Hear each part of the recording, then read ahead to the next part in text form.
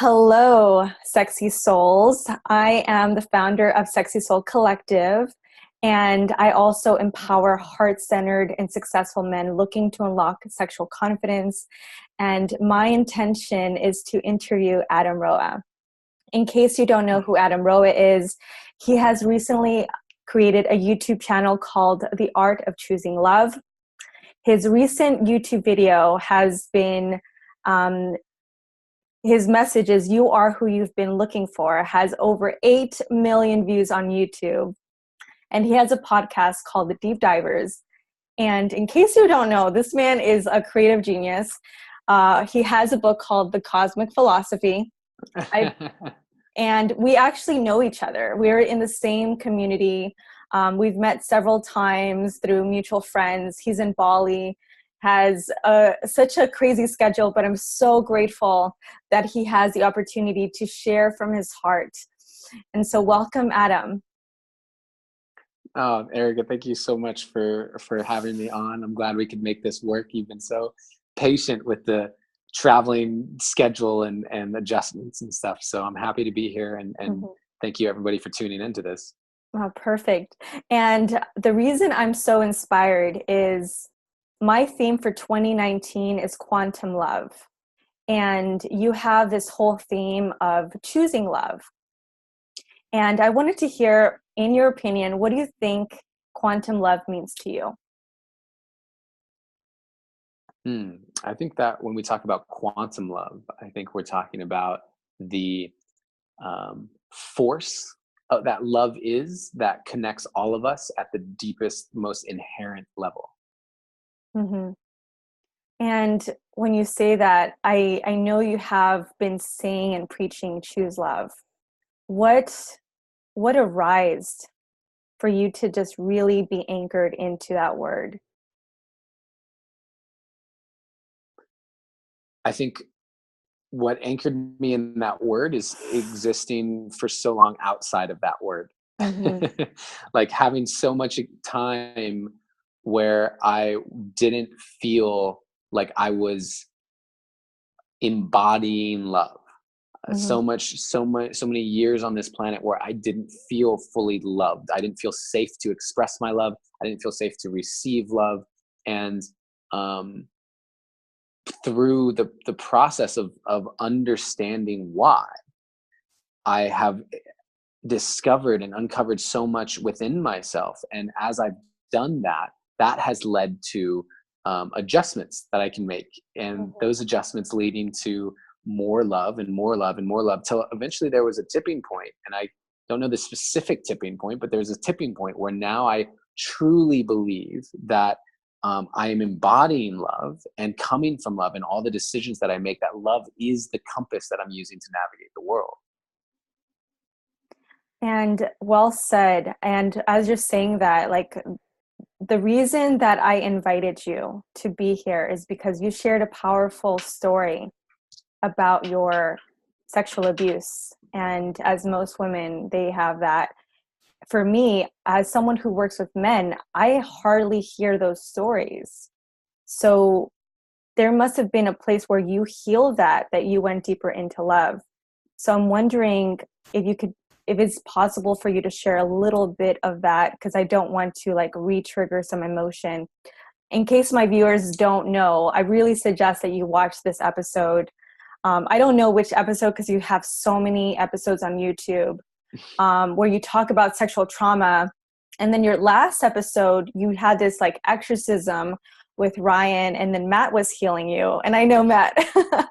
And that was beautiful to witness, because, you know, I know you go into rabbit holes about like modules of like meditation. There's so many modules. And growing up, I was always told prescription drugs. So for you to go into that space where I'm going to share this story because someone needs to hear it, that is love. That is quantum love. So I'm curious, what inspired you to share that story? I don't know if it was an event, because I know that you went to an event with all these women. What inspired you to share that story? Well, the episode that you're talking about, so the show is called The Art of Choosing Love. It's on YouTube, or you can go to theartofchoosinglove.com to get all the episodes in one spot. And it's episode 12 that I talk about this publicly for the first time. And episode 13 is the healing session that you referenced, in case people want to go and find it. And yeah, basically what happened was I was invited to speak at this event in Denver called The Rise, put on by Danette May. And I was on stage. I was it was mostly female speakers, and there were 2 men invited to speak on stage. There was a Native American elder, and then there was me. And it was an event for all women, and it was 1,500 women. And I'm on stage, and I'm looking out at this audience, and I don't really know exactly what I'm going to say. I have like an idea of what I want to talk about, but I don't know what I want to say. And I am talking about forgiveness, because this is what I believe. I believe that when you look at even just the microcosm of conflict between 2 individuals, the moment that there's an opening for that conflict to be resolved is when someone forgives. When that forgiveness happens and you're no longer holding on to the anger, and you're like, okay, I forgive, that forgiveness point creates the opening. And it doesn't mean that you forget. It doesn't mean that you don't create like new agreements, or like there's reparations, or like whatever it is. It just means that there's an energetic shift of, I'm now recognizing that I don't need to hold this like blame or anger or whatever. And that forgiveness creates that opening. The biggest issue is that the forgiveness needs to come from the person who feels victimized. And so in this case, when we're talking about the masculine and feminine and the collective, the women very clearly have been and feel victimized. A lot of women feel victimized at some point in their life, whether they're holding the victim or not, at some point. And so the forgiveness, the power of forgiveness, true power, lies in the hands of the women. And again, there's a lot that gets to shift, because I've been crucified in many ways for saying this, but like there is so much that gets to shift around how men are treating women, and the way in which men and the society that has been built here is objectifying and repressing and suppressing women. And right now we see a rise in this divine feminine power, and women have a voice unlike anything that I know I've seen in my lifetime, like this powerful voice that is rising. And there's a lot of anger, there's a lot of blame, and there's a lot of this that gets to be felt. 100% gets to be felt. And the shifting point will happen when there is forgiveness that opens up the conversation from a different energetic. And so I was on stage and I was talking about this. And as I was talking about this, I just felt the room, and I felt some women closing down to the idea of, who is this man telling us that we need to forgive? And that energy caused me to go, oh, okay, I need to connect with them. And without actually thinking about it, I spoke publicly for the very first time about how I was molested at the hands of a man at the age of 5. I didn't remember that memory until I was almost 31 years old. And so I spent most of my life not knowing why I was the way I was, why I didn't trust men, why I struggled to look men in the eye, why I felt like sexual energy was entirely unsafe, and to do everything not to be seen as sexy and not to engage in sexual energy, like all of these things. And so when it finally started to come together, I recognized that I was on a path of healing of this, and also on a path of forgiveness. And so when I was speaking to these women, I wanted them to know that I understand what it means to feel victimized by a man, and to be victimized by a man. And I understand what it means not to trust men, and to not feel safe on the planet, and not to feel like life is fair. And I also know what it means to forgive. I know what it means to be on that path of forgiveness, and the power that I personally have felt in that process. And so I spoke about it unplanned on stage, and it did have the desired effect of like connecting me to all these women, and connecting the message of forgiveness to these women. And it also unleashed a tidal wave of emotion that I didn't even know was under the surface, that I'm now literally still in the process. It's been a couple months, but like in the process of dealing with and moving through. Yeah, thank you so much for sharing that deepness and that level of vulnerability that needs to be modeled for other men who are still afraid. I remember I was talking to someone in the military and they shared their story and they were like, "You're probably judging me." I said, "No, I'm not judging you." And he says, he told this to his girlfriend and she started laughing at him. And it's just so interesting because we see a man and we see all those Hollywood images, strong enough, man enough. They can't cry, but that was the culture that I grew up in. Being Latina, being Mexicana, even as a woman of color, I was always told, you can't cry, you have to be strong. So not even as a masculine, but certain cultures, women are also pressured to be in that masculine role. And it's unfortunate. And I feel like forgiveness not only starts with ourselves, but if that forgiveness can stir up to other cultures and communities, it can save someone, whether, save them from being aware to say something, because people don't have the lexicon or language to say, I'm feeling this trigger and I need to speak up. And in a lot of communities, from my experience, they're afraid because it feels safe and it's comfortable. And they become, what is it, that whole term, Stockholm syndrome, where they fall in love with their perpetrator.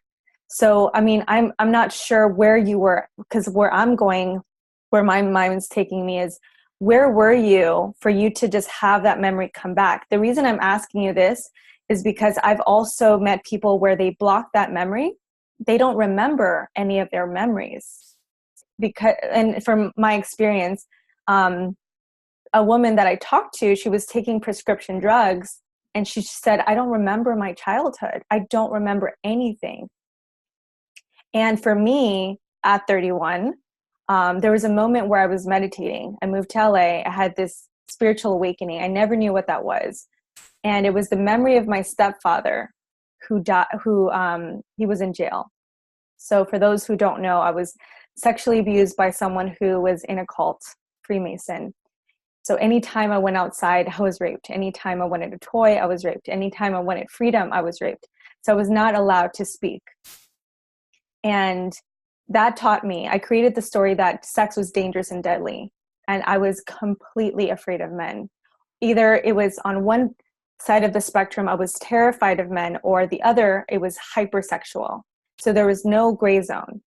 And so this idea of forgiveness, coming back to that moment in my meditation, I actually forgave my stepfather. I said, you know what? He probably just, his brain's not working, or that something happened to him. So let me choose to forgive him. And in that moment, I can hear my voice, and I was actually afraid of the sound of my voice.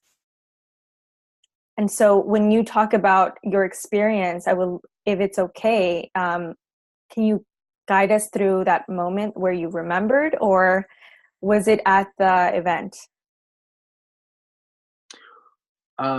Yeah, that moment of remembrance happened for me in two different ayahuasca ceremonies. And for people who aren't familiar, ayahuasca is a plant medicine, an entheogen that has releases DMT in the system. It is a vine that grows in the Amazon and some other places now, but it's in the Amazon. And it is mixed with chacruna leaves and water and makes into this brew that is called ayahuasca, and is facilitated by a shaman in traditional ceremonies and circles. And it had very visionary impact. And it's been a huge component of my spiritual awakening and my growth, and just very dear to me. And the actual memory came back in the ceremony one night, and I experienced it from like an observer standpoint, like just became aware of it and like watched it and like comforted my inner child. And then the next night was the night where I was like, did that really happen? Like, what's going on? It felt so real and made so much sense. And it was like, oh, and there's still that little bit of like, is that real? And the next night had the same thing come up, but this time my consciousness went back into my body during the event and I relived it. Because in order to heal, we get to feel, right? And so what happened is when that event happened when I was 5 years old, my consciousness, in order to protect myself, checked out, literally locked this memory away, checked out, did not experience it fully in a conscious way. And in order to really heal from it, it was important for me to bring that back into wholeness and experience it, feel it in real time, basically, which is the power of what a medicine like ayahuasca can do. And like be in my body, experiencing that and knowing what that feels like. So that it's no longer this hazy whatever, it's now a conscious part of my experience. And because I no longer have it locked away behind closed doors, I'm now able to move through it and transition through it and begin the process of really fully healing it. And that's been the journey I've been on for the last 2 years. And the last 2 months since speaking about it publicly has been a whole different level of it as well. When you talk about healing and permission to feel, I still think to the moment you're talking about you're going through, there's this episode called The Exorcism. What is the episode called again? We call it I think it's called my 5-hour exorcism energy healing. Yes. Or something like that. It's episode 13. Yes. And for those who don't understand spirituality, I mean, it's so different for so many different people. It looks different for so many people. This episode is pretty much like the meme version of what a healing experience looks like. For some people, it's tears. And the reason I mention healing, and this is another thing that's coming up, is I've met people where if I experience trauma in my body, maybe 31 years old, and I already overcame my little girl trauma, I'll have someone who says, well, that's in the past. You should be already over it, over your healing journey. I think that's a lie. I believe that healing is always a continuation. Something might stir something up, but I wanted to hear, like, what do you think of people who said, I thought you should be done healing by now? This is just something I hear. This is something I hear. Yeah. I mean, I thought that I was done healing, to be honest. I thought that over the last 2 years, I'd done so much work, as you and I have talked about. Like I did, somatic sexual healing work and intimacy work and really just trauma release work and just a lot of different things. And I didn't think that it was having much of an impact on my life anymore. I thought maybe there were some remnants and that was continuing to develop, but I didn't think that, I thought that I was mostly past it. And when I spoke about it on stage, there was something to the fact that I claimed it openly that brought it to a new level of reality. And that brought with it so much. And I didn't know that was there. And so when people have that opinion, like, oh, I thought you'd be past it by now, they probably don't have their own experience of it or an understanding of really how layered and complex the healing process is. Because I can have this experience, for example, of this molestation and not trust men, and so therefore in my friendships, it's showing up in a certain way. And then I can have the experience of that molestation, and even though it happened at the hands of a man, create the story that sexual energy is unsafe, and do everything you can not to be seen as sexy or an object of sexual desire. Well, then now that is showing up in my relationships with women, right? And then there's an aspect of being on stage and having all that attention on me as I step into larger and larger speaking and performing opportunities, where that idea of don't be the object of desire impacts how I deliver performances. And like every one of these is a different facet of the healing process. It's a different way in which it's showing up. And therefore, as I move through the world, I don't know if there's other facets that may also be impacted that I'm not even aware of yet. And so I could think that I'm past it, and then I have a new experience, and all of a sudden, oh wow, here's how it's showing up. I don't know. And maybe there's a point where it gets completely gone and it no longer impacts me, or maybe it's just something that becomes like the bumper, the like lighthouse, where it's the thing that catalyzes my growth over and over in so many different ways. Maybe that's just part of its role. I don't know. So I'm hearing that sometimes it can happen over time. Like you might have a memory or a trigger, and it was really interesting that you said you don't want to dress sexy, or you don't want to like bring that attention. Because like as a woman, I've always got that, oh, if you dress sexy, then you're asking for attention. But it's a whole different experience for a man to say, I don't want to dress sexy, because usually guys want to, take off their shirt, show their muscles. But it's really nice to see this whole other perspective. There's like a sweetness and a tenderness and a way that you're still protecting that inner child, and it's really nice to witness you in that surrender, and you're still processing with your community, your Choose Love. You have a Facebook group, right? That you're sharing this, and I'm sure you're constantly learning from other people's stories, right? Does that happen where you're talking to something and there's like a new awareness that arises, or you're learning from a different person who's experiencing that? Yeah, 100%.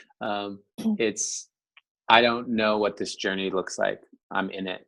Talk to me in a few years, maybe that's different, but and even in a few months, I just know that there's some foundational beliefs that I have, such as in order to heal, we get to feel. And so what I'm currently doing is finding the different ways in which it's showing up in my life, and then making the decision that I'm going to allow myself the space to feel into those places. And that may look like really intense things, or it may look crying silently as I go to sleep or meditate, or it may look like going and having a really fun like time where I'm doing a photo shoot and revealing like my sexy side. Like, I don't know. Yeah. I'm not sure. And so I think that with each person, it's going to be unique and individual.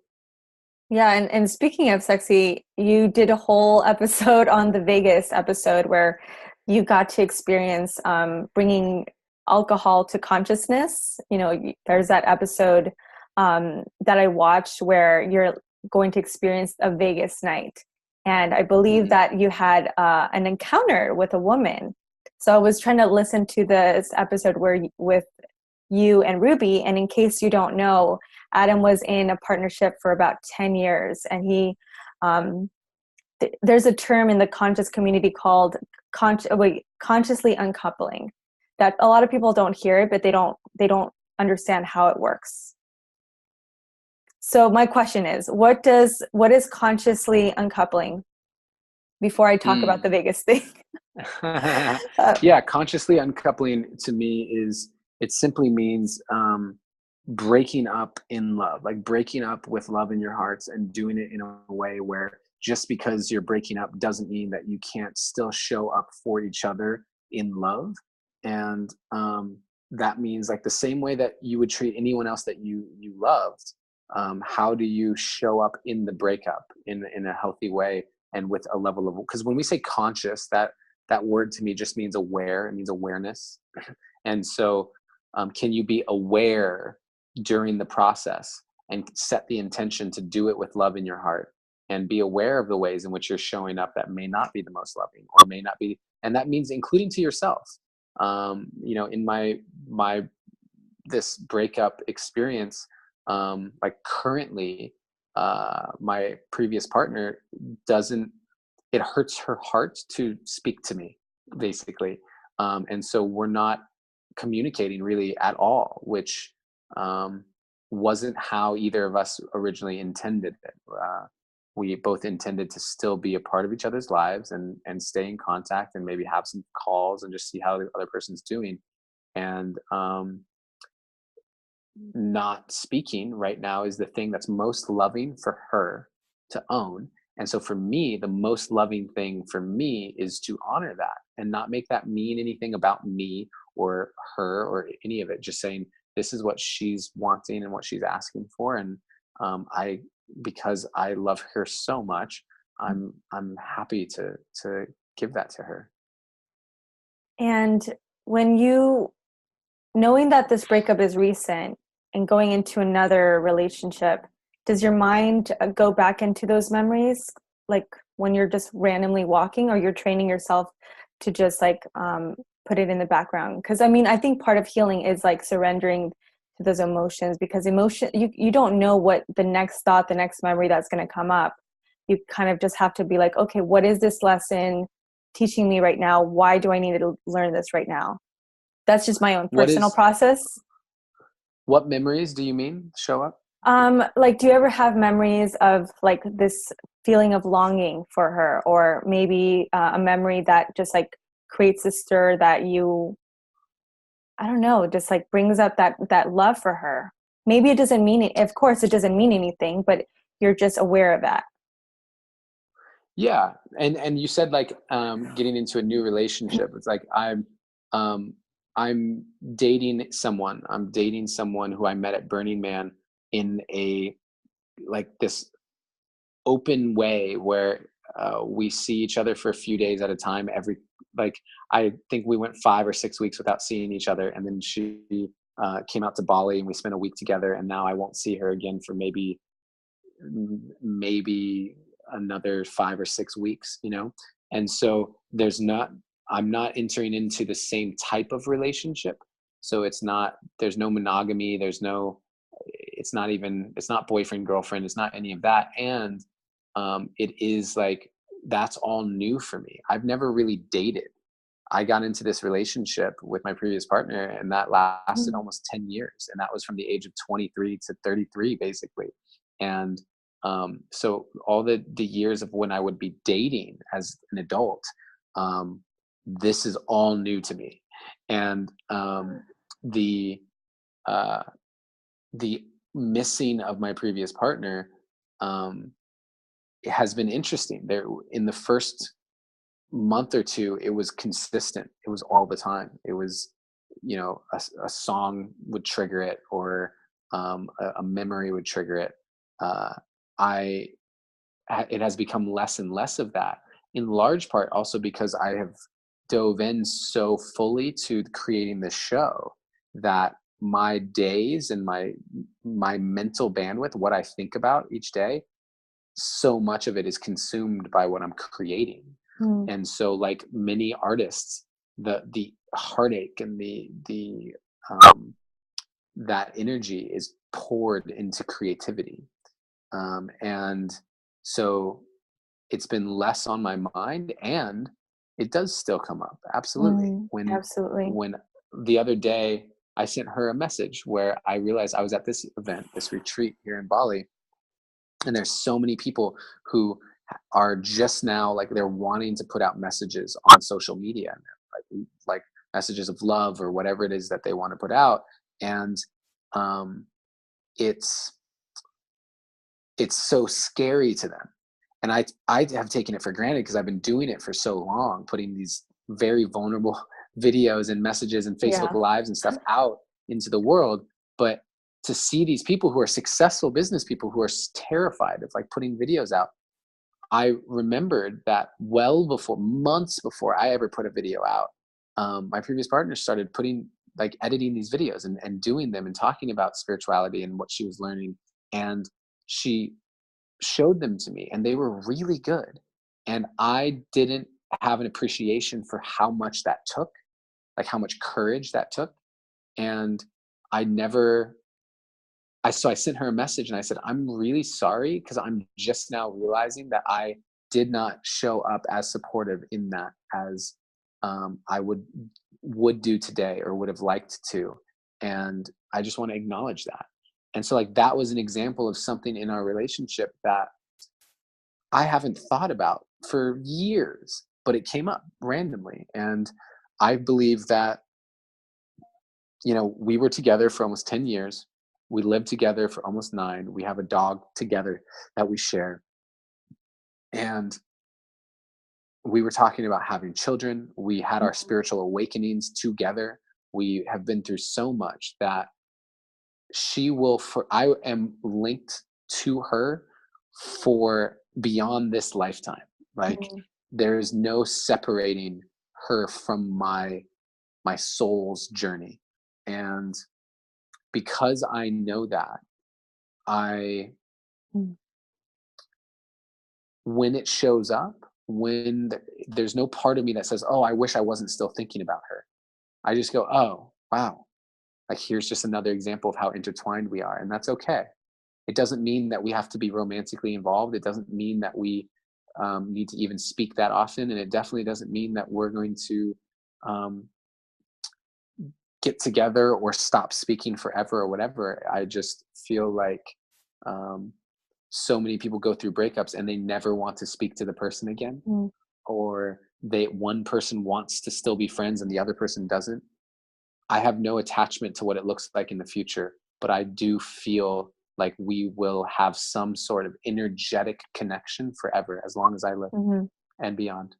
Well, for me, that sums up like the feeling of quantum love. It's like loving that person. You love them, loving them. You love them, loving them. Quantum love is not like about the experience or showing all of these like extravagant gifts or sharing an amazing poem like you did. It's about you just holding space for whatever they need at the time. And you just really showcase what consciously uncoupled looks like. And for everyone, it's practice. Sometimes like the human side will come out. Maybe you'll feel jealous or longing. But what matters is you're like, okay, this is just a dissolvement, and this just means that I'm going in a new direction. And you're still on a journey. Like you said, like some people look at influencers or YouTube artists or singers, they're still human. They still are going through a journey that you can't see. Even for me, I'm still going through a journey of like quantum love. I'm still single. I'm still discovering what that looks like. And I'm humbled. I'm humbled by every person. I mean, I'm not perfect, but I'm always learning to look through different lenses. And one of my intentions is to collect love stories around the world. Is to collect what does love mean to people in China or Germany or Switzerland. And for you, it may be looking like an ayahuasca ceremony for you. It may look like consciously uncouple or going to Vegas, but that's beautiful. Thank you so much for sharing your gift. And also, I really love this book. I just wanted to share a question that shows up in your book. How do you feel right now? Yeah, I love that you love the book. It's that book was a wild journey for me, and there's so many people who use it and just like, let me just open it to a random page. That's kind of the way that I it's like a fortune cookie. Yeah, just like, and even setting it out on a coffee table so that people pick it up and open to a random page. And it's like, yeah. Yeah. So how do you feel right now, answering your own question? I feel a number of things. I feel really grateful for the opportunity to be able to express and share my journey on platforms like this. I literally just right before this was being interviewed for a podcast, and the truth is, like, now it's at the point where I'm mostly saying no to those. And so the fact that there's so many people who want to hear this message, and it's not just about my message, it's about the message of love itself, and like self-love and uncoupling and like all these things. The fact that there's a desire for it is really cool, and makes me very happy, and gratitude. And I also feel in this moment, like there's a lot of emotion in there that is kind of, I don't know if it's sad, but it's like heavier. Like I feel that in my system. Talking about this stuff opens brings it to the surface in a way. And so between the sexual trauma and the uncoupling and all of that, there's more emotion that arises that I'm sure once we get off the call here. I actually, after we get off the call here, we are scheduled to do a Facebook Live in our Facebook group, The Art of Choosing Love, to talk to people. Matt and I are going to do that. And so like, it's interesting for me to see just how much of my day is filled up with spreading the message and just making sure that I'm giving myself the space to also be in the healing process. So all of that's present for me. Yeah. Thank you. Thank you for sharing your story, your journey, your human experience, and permission to feel. So how can people find you? What is the best way? Because I know you talk about a Facebook group, your book, your podcast, A Deep Dive, right? On SoundCloud. Yeah. And then YouTube. How can people find your YouTube channel? Yeah. So the way Adam that Roa. you can get to the way that you can get to basically everything is you can go to adamroa.com. That's ADAMROA.com. You can also go to theartofchoosinglove.com specifically for the show. That's available on YouTube. And then my social medias are, and my podcast. So the podcast is called The Deep Dive with Adam Roa, and you can find that on iTunes or SoundCloud or anywhere else. And then Adam.Roa on Instagram is probably a really big one because I do daily like Insta stories and stuff. That's a way to stay really connected. And then Facebook, Adam Roa. And then we have a Facebook group that has, I think, over 2,000 members at this point and growing fast, where this is a space to have conversations like the one you and I are having. And I can't be the one having these conversations with everyone, but what we can do is create a community and a safe space for people to talk about important stuff. And so that is the big piece that I find to be important to me, is creating an actual community that can support each other in so many different ways. And so if people are interested, they can go and go to the website, theartofchoosinglove.com/tribe, and you'll be able to request an invitation to the group. Yeah, awesome. I hope you do another poem with Kyle Cease. Yeah, we will do, I will keep doing poetry, and I do it for me first and foremost, and then by sharing it out, seeing what resonates with people. I hope people like it.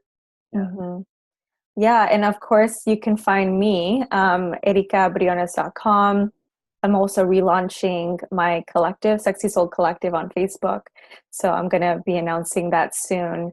And again, just grateful from the bottom of my heart for you joining on this adventure with this theme of quantum love. You are love, and I just love you, as like a soul sister. I just like send you so much love. And for this video to be seen by those wounded warriors, the little boys that need to hear this story. So. Thank you so much for having me, Erica. Thank you to everybody who took the time out of their day to watch this. I appreciate you so much. Thank you.